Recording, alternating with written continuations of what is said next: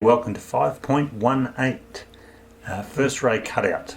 Now, the first ray can be cut out in various ways according to practitioner thoughts.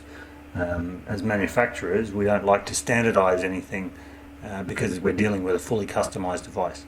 So in this section here, first ray cutout is how you would think, but it's where it relates to the peak arch profile that is what we're looking to do. Some practitioners like it right at the peak point of the arch profile to start the cutout, and the others like it a bit further forward.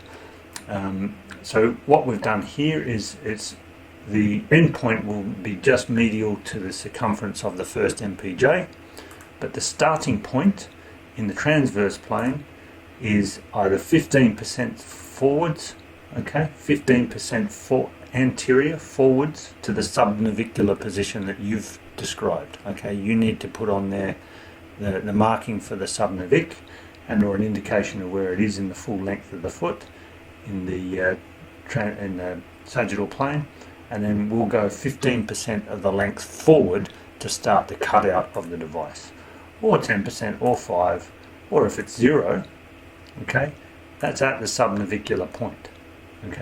So again, standardized ones are generally 10 to 15% forwards, but we need the instruction there because this is a medical document to say how far forward you want it.